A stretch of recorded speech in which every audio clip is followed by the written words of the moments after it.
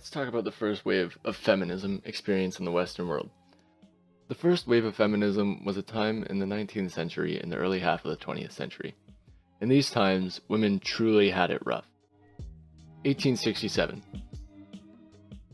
The British North American Act of 1867 stated that every male British subject aged 21 years or upwards, being a householder, should have the right to vote. So women simply could not vote. The act also stated many other things that applied to British persons or Canadian persons, and this will be revisited later. 1877 to 1883. In 1887, a women's literary guild was starting to get fed up with many of the issues plaguing women. This group was led by Dr. Emily Howard Stowe, and her and her colleagues would protest for rights to education and rights to vote because Dr. Emily understood how hard it is to get your doctorate as a woman in this time, so she wanted to make it easier for others planning to do the same as her. And they also fought for women's electoral rights to be elected and to vote for other people being elected. In 1883, they changed the name of their literary guild to the Canadian Women's Suffrage Association. The CWSA would soon become inactive and fizzle out before the end of 1889. 1889 to 1909. A few years after the CWSA fizzled out in 1889, this is when suffrage is sort of old news. It's like dying off because people just don't think it's going to happen. But Stowe wants to revive that passion in women and show them that their voice matters. So she creates the Dominion Women's Enfranchisement Association. Her group is one among many fighting for women's suffrage at this time now. In 1890, a bill fighting for suffrage is sent out to the House of Commons, but it fails pretty quickly, and it doesn't even go on to like a second hearing. 1893 to 1903. Throughout this long time period, there are no bills created to fight for suffrage, and the fight remains stagnant. 1912 to 1919. In 1910, the National Council of Women endorses women's suffrage. This is a bold move by the NCW because in this time, women's suffrage is very, very controversial.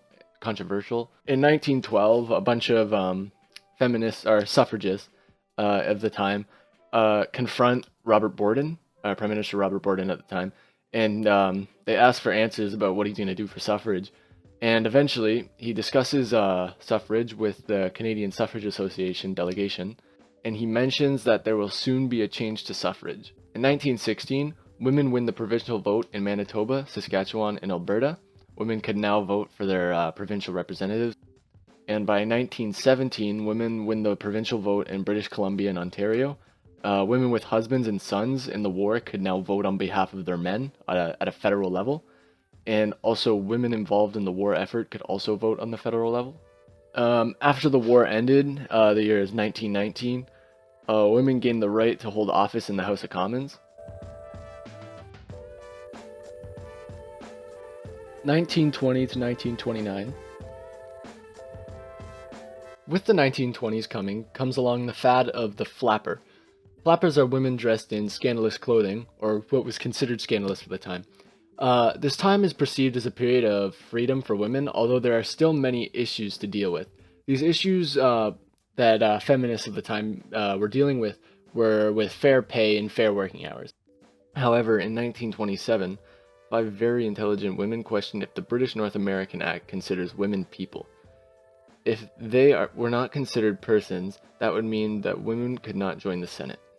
The 5 created a petition and sent it into the Senate, and by 1928, the Senate got back to them and replied that women are not included as persons in the British North American Act. This discovery created lots of discussion and debate on the topic, and by 1929, after a judge overturned the case, women were then considered persons and were affected by the British North American Act, just as men were. 1939 to 1945.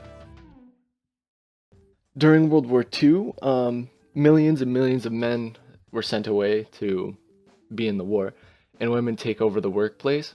Many realize they can do the jobs just as well as the men. And with all these women realizing they can work just as well as the men, this caused a real problem because the men wanted their jobs back, but the women didn't want to leave, and they had to fight for their right to work, and they wanted to fight for equal pay. 1946 to 1964. In America, equal pay between men and women was a hot topic, but in Canada, it was a hot topic, but it wasn't put into legal action during the first wave of feminism, so I will talk about the pay gap in the second wave of feminism, which is coming up right now. Alright, and now with the first wave of feminism wrapped up, we're going to touch on the second wave of feminism. The second wave of feminism mainly focuses on the wage gap, treatment of women in the court system, and situations dealing with rape and abortion. 1970.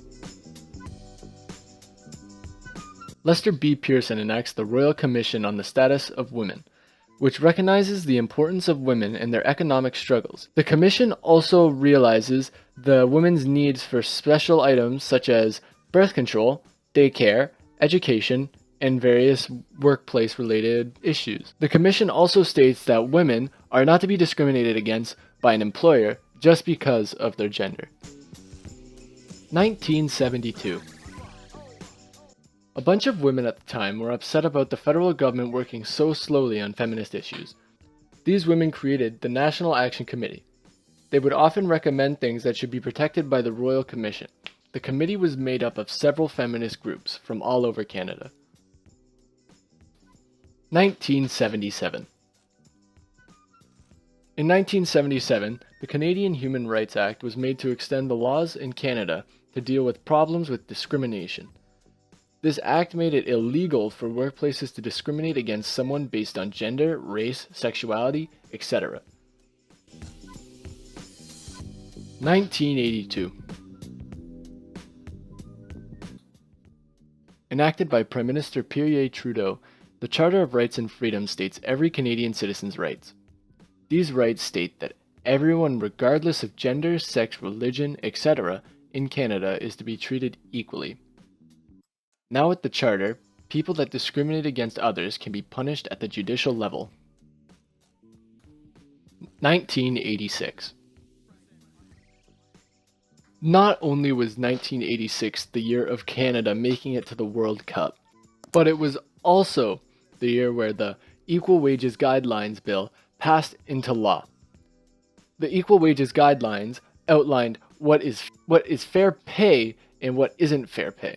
Wage can vary between person to person based on effort, skill, responsibility, and working conditions. This means that if a woman is working better than a man, she is to be paid more.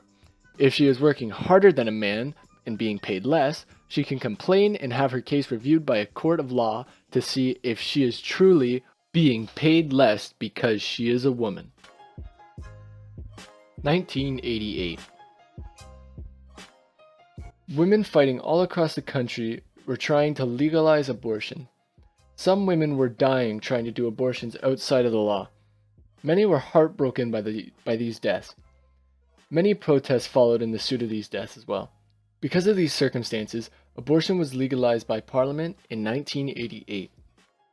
We finally finished up with the second wave of feminism, which felt like a lightning round compared to the first wave of feminism. So much was accomplished in the second wave of feminism, and now we must move on to the third and final, or so far, the final wave of feminism. The main goals of third wave feminism are kind of shaky, and it seems that the movement has been overrun by extremists, but The third wave of feminism is a mess. The underlying message of the cause is a positive one, but the cause has been hijacked by men-hating extremists. The goals of the new feminist regime are to put women on top and to abolish all hardships for women. If someone is overweight, they are congratulated for being brave and proud. But if someone is skinny, they are shamed for being followers of the patriarchy. Feminists claim sexism is the reason women do not choose math and science majors. Feminists in the new age have become a disgusting miscarriage of what once was. However, if you told this to a feminist, they'd simply say, "No, no, no, feminism is about equality." My only response to that is, if you are truly in it for the equality, you should consider yourself an equalitarian and fight for the problems of both sexes.